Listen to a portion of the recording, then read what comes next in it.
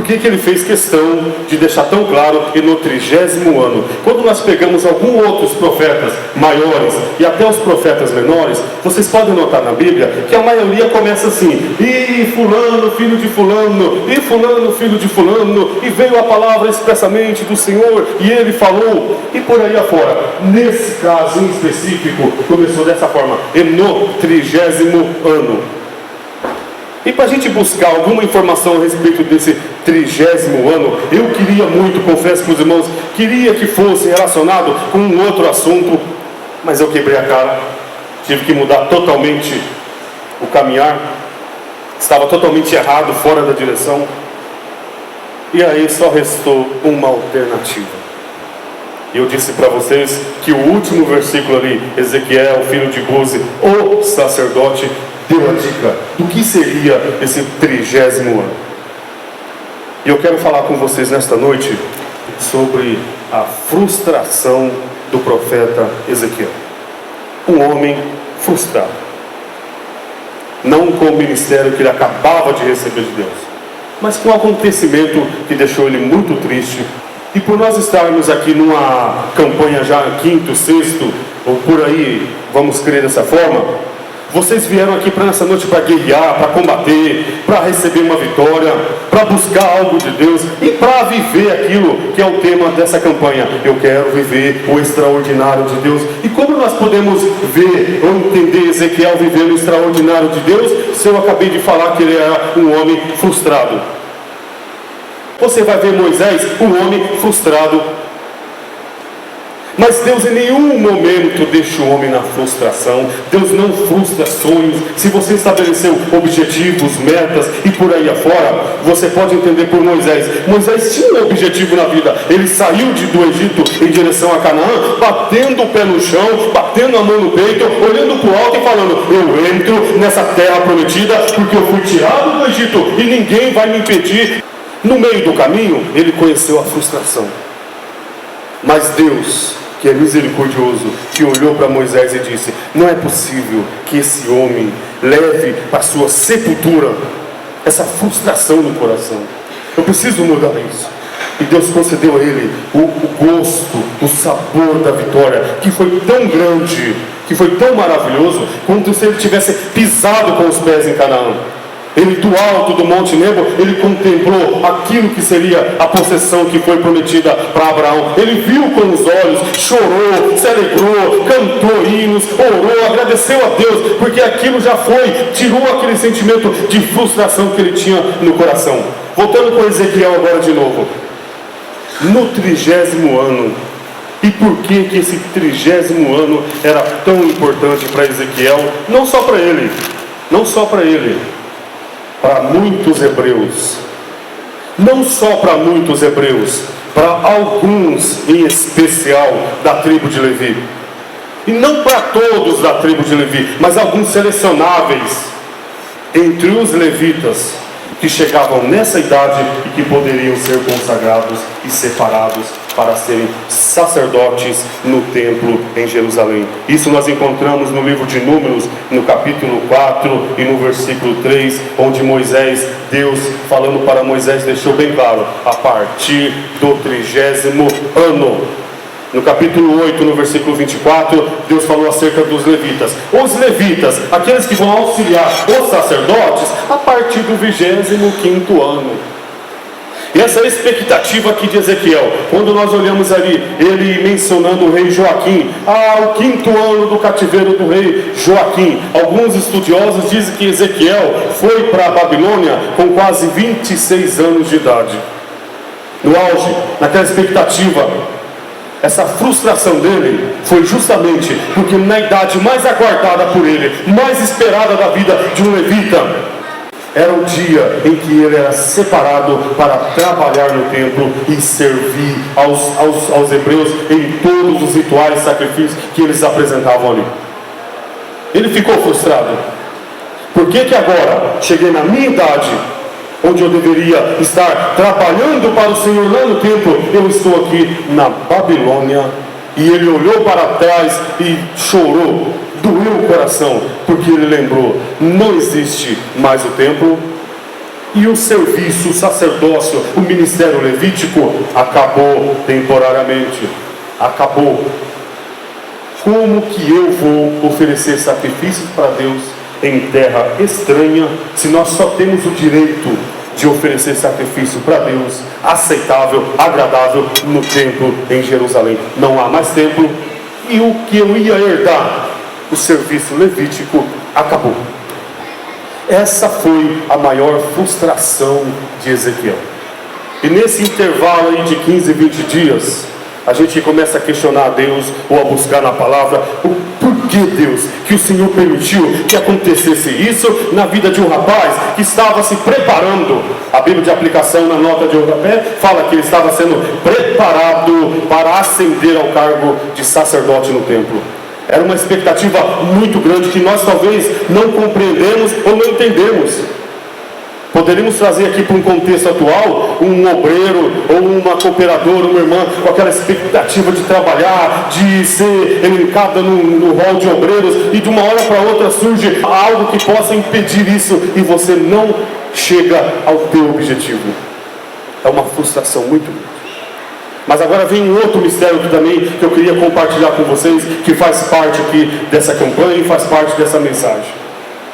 Durante todo o tempo em que Ezequiel foi crescendo na presença de Deus, vendo os sacerdotes sacrificando com alegria e o povo saindo feliz da vida, Deus mostrou para ele: você deseja ser sacerdote, mas não é isso que eu quero para a tua vida. Ezequiel queria ser sacerdote, mas não era isso o objetivo de Deus. E nós vamos compreender. Então Deus permitiu uma catástrofe no reino de Judá, levado todo mundo para a Babilônia, templo queimado, cidade destruída, só para falar com um homem, só para mostrar para um homem que ele estava na direção errada. Eu quero ser sacerdote, eu quero ser sacerdote, eu quero ser sacerdote. E Deus lá de cima falava: eu quero você profeta.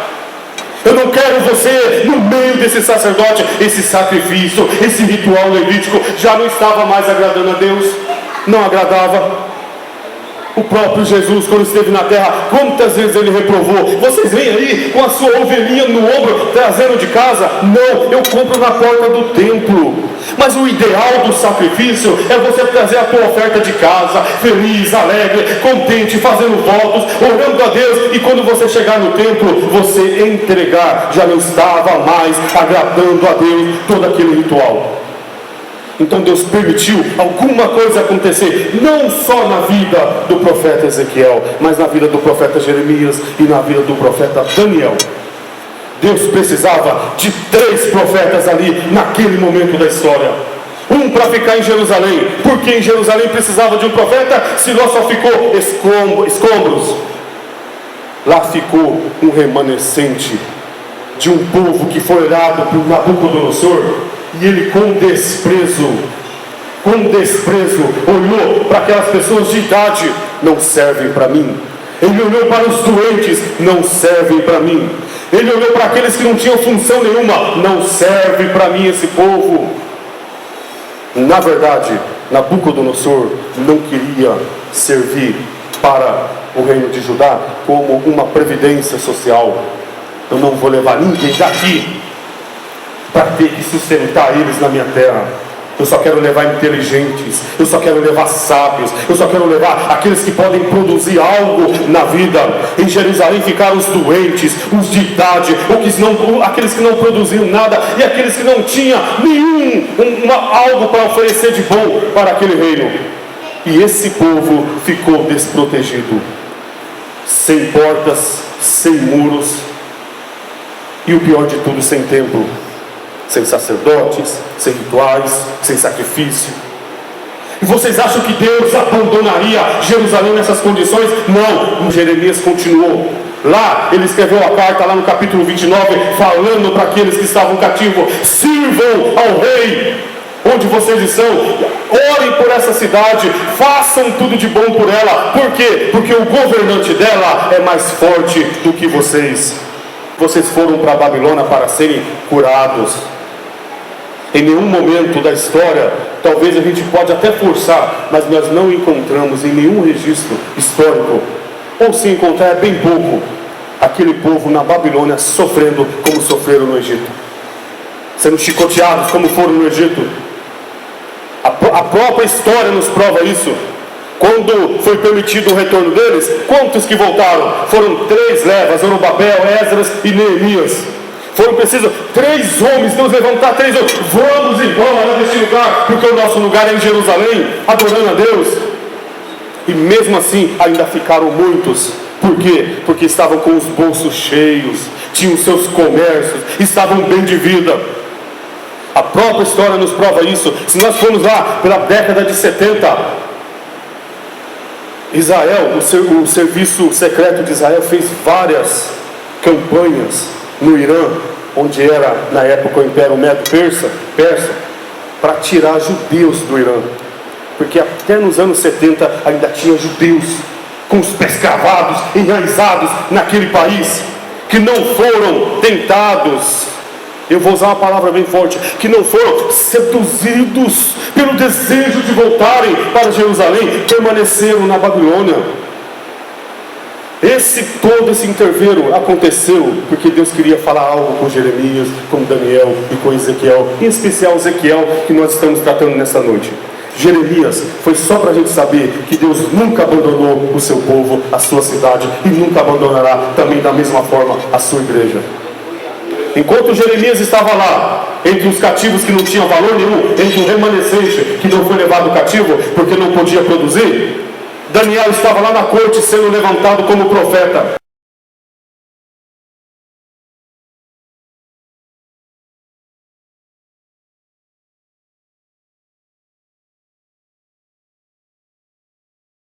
Deus precisava de um profeta em Jerusalém, Deus precisava de um profeta entre os cativos, e Deus precisava de um profeta na corte, entre os poderosos. Lá na corte, Deus levantou Daniel. No meio do povão ficou Ezequiel. Só que ficou um homem frustrado. A minha vida acabou. O meu sonho, o meu objetivo, eu queria tanto vestir as vestes sacerdotais, eu queria tanto ser vestido pelo sumo sacerdote, o cinto, toda a manto, eu queria sentir esse gostinho, eu queria sentir o azeite descendo sobre a minha cabeça, eu queria ministrar o primeiro sacrifício pelas minhas mãos, eu queria entrar no lugar santo, porque era permitido para ele, eu queria tanto isso, mas Deus não permitiu. Deus queria um profeta, Deus não queria um sacerdote. E qual era a diferença desses 2 ministérios? É uma diferença muito simples e nós podemos entender. Enquanto o sacerdote pegava o homem pela mão e trazia até Deus, o profeta pegava Deus e levava ao homem. Aí a conversa era diferente. O homem vinha arrastado, o sacerdote ia buscar: traz o teu sacrifício, vem arrastado, eu não quero doar essa ovelha, é muito bonita, é a mais bonita, eu não tenho mais, vem aqui oferecer o teu sacrifício, eu vou te levar até Deus. Era o mediador. Agora com o profeta a coisa era diferente, era Deus tratando com o povo. Ai de vós, ai de vós, ai de vós e ai de vós. A coisa era diferente. Naquele momento Deus queria um profeta e não um sacerdote, mesmo porque não tinha mais função nenhuma um sacerdote no meio do cativeiro. Se eles não tinham condições e nem coragem e nem autorização para louvar o nome do Senhor debaixo das árvores, tocarem as suas harpas, quanto mais oferecerem sacrifícios em terra estranha. Deus não deixou Ezequiel frustrado. Eu vou entrar agora nessa questão dos céus abertos e das visões de Deus, para a gente encerrar essa palavra e entender como que Ezequiel viveu o extraordinário de Deus, com todo esse histórico na vida dele negativo. Para Deus levantar um homem que estava naquelas condições psicológicas abaladas, a sua estrutura totalmente: eu vou servir, fiquei tanto tempo esperando, e quando chega a minha vez, acaba. Nós já sentimos isso quantas vezes, particularmente quando lá você está numa fila e quando chega a tua vez, a porta fecha, a janelinha fecha, o expediente encerra ou acaba aquilo que você foi buscar e você volta para casa triste, quando não murmurando ou reclamando. Com Ezequiel foi a mesma coisa. Deus precisava fazer algo grandioso para erguer aquele homem, para mudar aquela estrutura, para mudar aquela situação. Quando Deus levantou homens, vamos imaginar aí Deus levantando o rei Davi. O homem estava no meio do pasto, cuidando das ovelhas, que nem dele seria quando o pai morresse. Aliás, cuidando não, dando a vida pelas ovelhas que nem seriam dele. Seria do irmão mais velho, o mesmo irmão que quando ele chegou e se prontificou a lutar com Golias, porque não tinha ainda aparecido um homem valente para isso, apareceu lá o Davi pequenininho, ruivo, falando fino, e o irmão fala: com quem que você deixou as nossas ovelhinhas para vir aqui brincar? Quando Deus resolve levantar um homem, e geralmente do monturo, é com coisa grande, com coisa maravilhosa e com coisa inédita, nunca visto. Céus abertos, sacerdote nenhum via céu aberto. Sacerdote estava mexendo com o pecado, sacerdote estava mexendo com sangue de animal para poder tirar o pecado do povo, e não era capaz, só encobria. Céus abertos, era só profeta que via. Por que o profeta via céu aberto? Porque era Deus se comunicando com ele. Sabe lá, só Deus sabe de que forma, como era colocado, como vinha a mensagem e como ele guardava para reproduzir para o povo fielmente. Ou se era na hora, vamos entender dessa forma, porque a gente entende Moisés como um profeta, recebendo lá no Monte Sinai e depois reproduzindo para o povo tudo o que ele ouvia. No próprio chamado dele, Deus falou: você será o meu profeta, você vai levar a minha palavra até o povo. Esse particular que sacerdote nenhum via. Agora, pergunta para você mesmo se você queria, qual o ministério que você ia desejar então? Estava desejando até então: eu quero sacerdócio, eu quero trabalhar no templo, eu quero tirar sangue de animal. Eu quero trabalhar com homem bravo, eu quero trabalhar com homem com pecado encoberto, eu quero chegar aqui homem que vem trazendo ovelha que não é dele, eu quero ver aqui homens que vão trazer ovelhas tiradas do vizinho, roubadas, mas que vem fazer o teu sacrifício, o seu ritual. Qual que nós preferiríamos hoje? Ser sacerdote para mexer com aquela leva de povo que os sacerdotes estavam mexendo naquela época, que não estavam mais agradando a Deus? Ou você queria um ministério profético, onde você ouvia a voz de Deus e você como instrumento passava para o povo, e quando o povo olhasse para a sua cara, realmente é Deus falando comigo? Aleluia! Eu costumava dizer muito, a gente até costuma, se fosse hoje e parasse na tua frente o profeta Isaías, Ezequiel, Daniel, ou um dos 12 menores que também devem e merecem o mesmo respeito, e falasse para você: sai correndo, sai correndo, você tinha que sair correndo. Se ele falasse: fique parado e espere, fique parado e espere. Autoridade, era Deus falando, nós reconheceríamos na hora. Agora, o ministério que já estava falido de sacerdote, o ministério levítico falido, totalmente falido. Se não tivesse falido, Deus não tinha permitido a destruição do templo, e ficaria lá o templo e aquele povo que não prestava para nada, segundo os olhos de Nabucodonosor.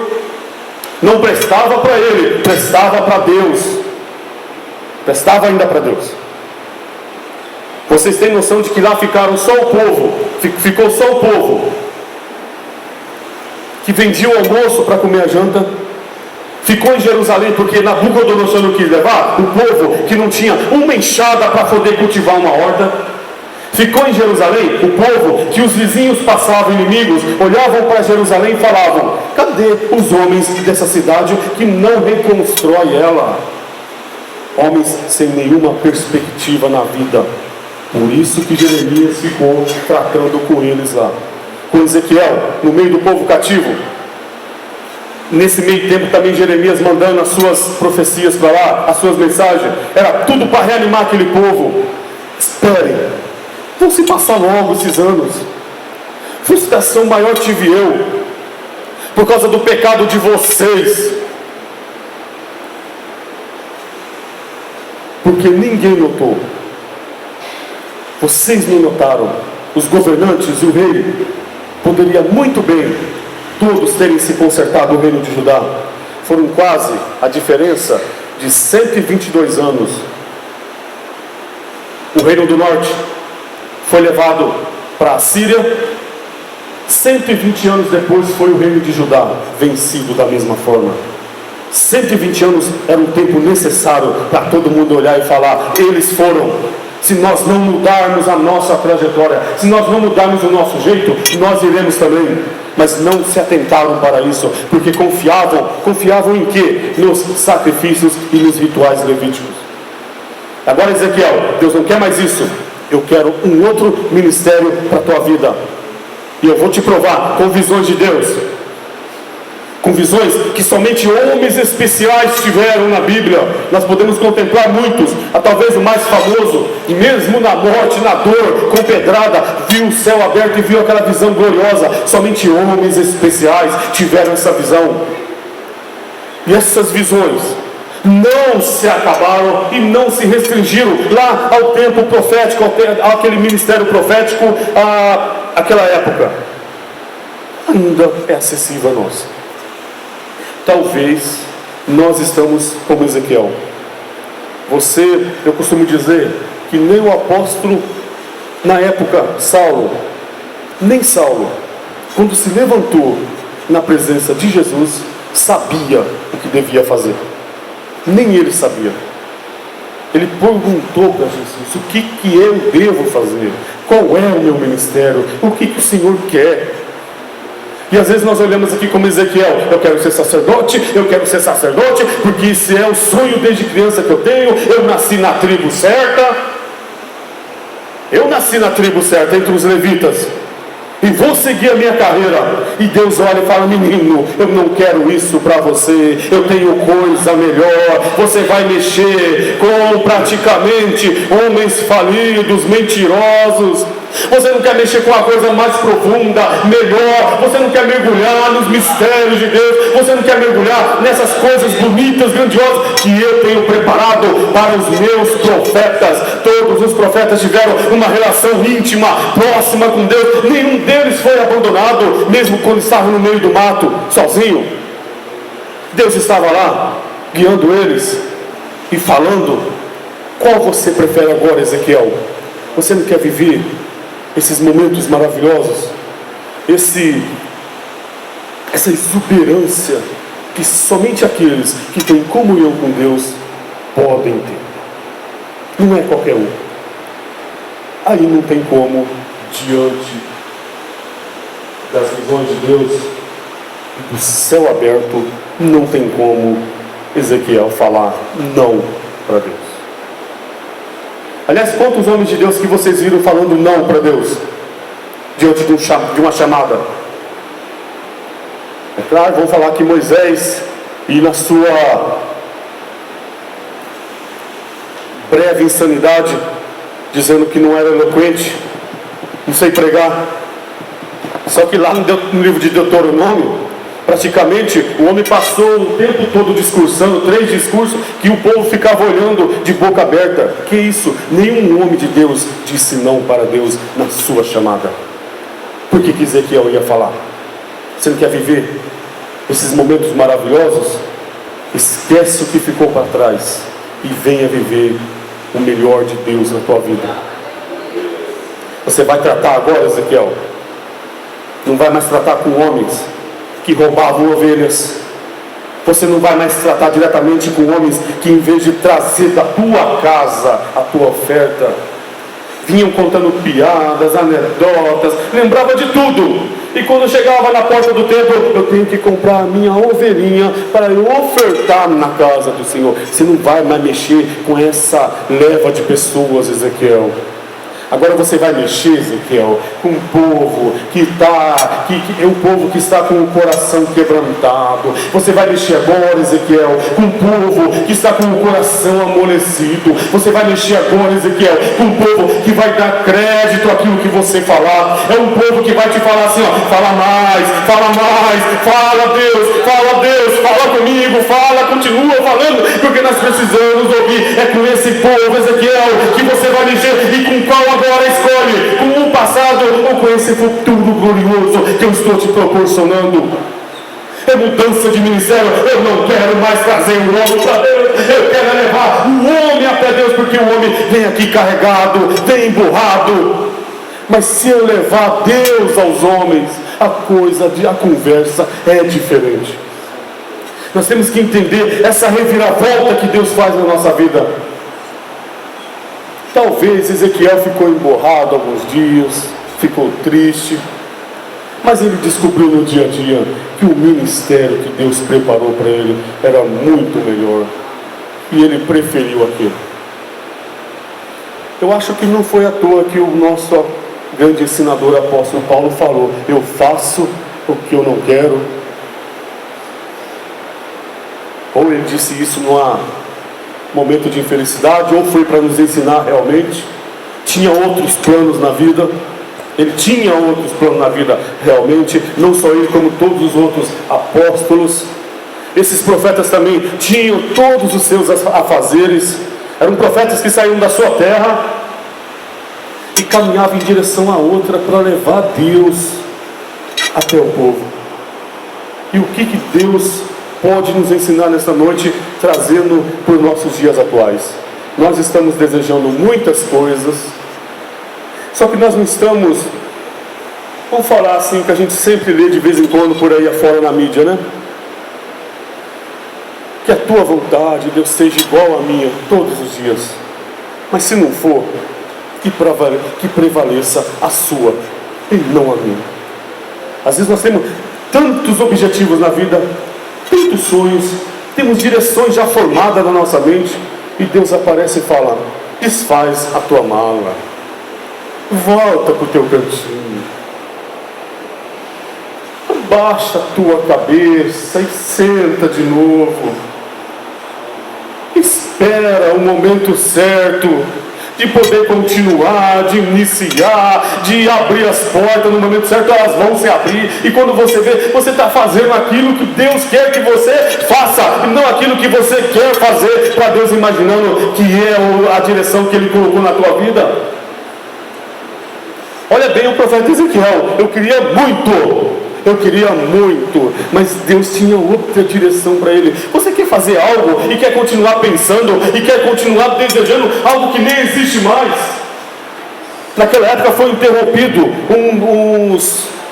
os dois únicos períodos da história de Israel em que o sacrifício foi interrompido. Esse, e depois quando destruiu totalmente o templo e não foi mais reconstruído, e será novamente depois lá no terceiro templo. Você quer uma coisa na tua vida que não vai te proporcionar nada?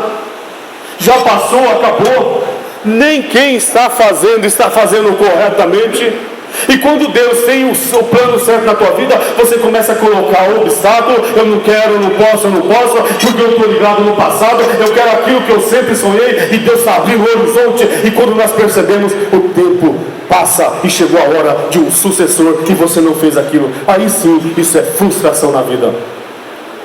A frustração de Ezequiel foi totalmente mudada para alegria, para expectativa, para o ânimo que entrou no coração dele, porque ele compreendeu: agora eu vou falar com gente, eu vou falar com pessoas que querem realmente ouvir e que vão dar crédito, que vão abrir o coração.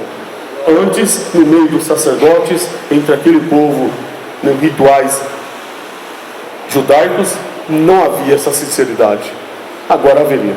No meio do povo que está sofrendo, longe de casa, longe dos amigos, da família, do templo, aí sim, qualquer palavra que caísse no coração deles, a coisa seria diferente. Para a gente encerrar, eu posso até usar um testemunho meu aqui para finalizar. Em um momento da minha vida, eu fiquei sentado numa igreja imprudente, ali onde o irmão Pedro Batista está sentado, da mesma forma que ele está ali, olhando para frente. E foi um momento em que eu olhava para o púlpito e imaginava assim: é desse jeito que a igreja olha para nós.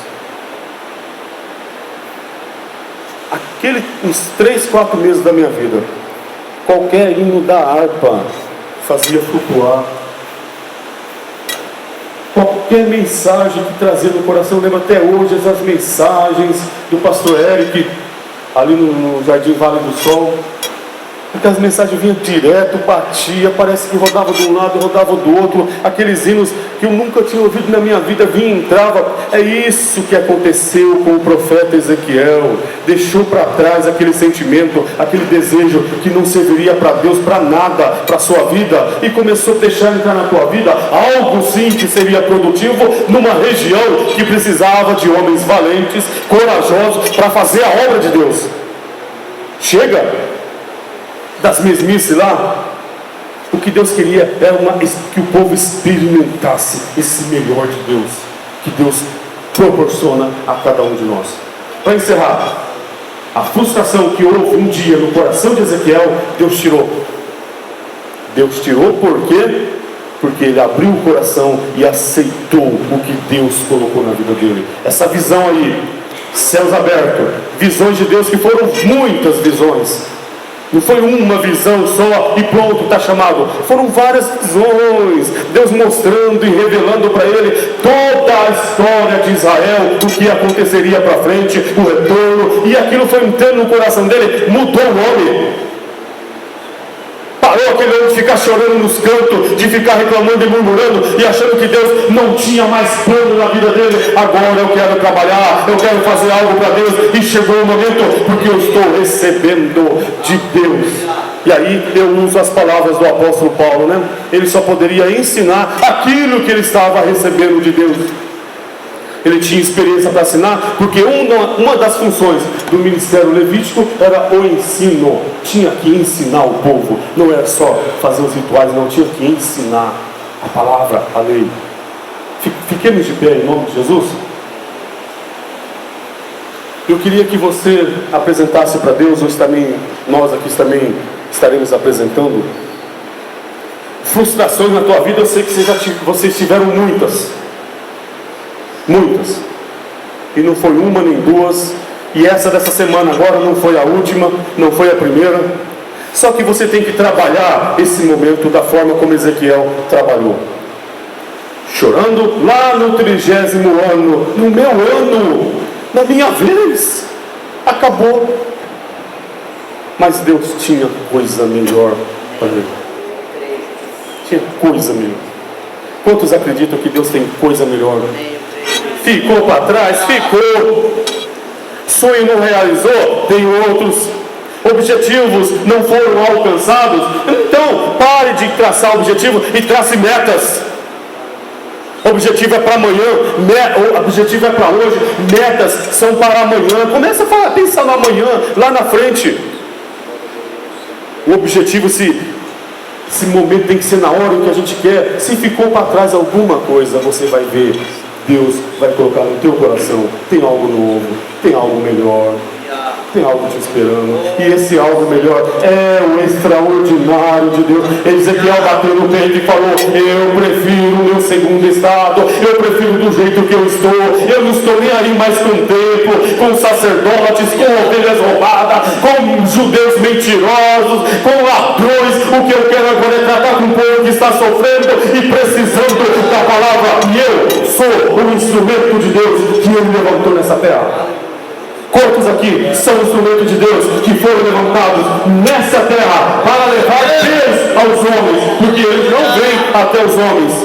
Essa nossa função de trazer eles para cá e mediar acabou. Agora nós somos profetas de Deus. Nós vamos levar Deus até os homens. Ordem de Jesus: ide e levem, porque se esperar eles não vêm.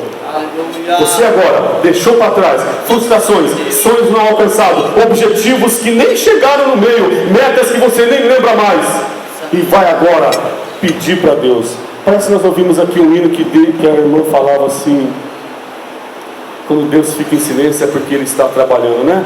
Foram praticamente, segundo a Bíblia de aplicação aqui na nota de rodapé, por baixo uns 5 anos de expectativa de Ezequiel. Quem sabe, quando eu completar 30 anos, nós voltamos para Jerusalém, reconstruímos o templo e eu viro o sacerdote. E Deus estava pensando com Ezequiel lá na frente: esquece os seu passado e vive agora o que Deus está colocando no teu coração e faça o que Ele está te mandando. Vamos orar em nome de Jesus? E por ser uma campanha, guerreiro, bata o pé, pule, se quiser ficar em silêncio, fique. Mas é a campanha, é o momento que você vai entrar na luta para conseguir a tua vitória. E quando conseguir, vem aqui e testemunhe para alegrar o nosso coração e nos fortalecer ainda mais. Porque se Deus faz na tua vida, faz também na vida de toda a igreja.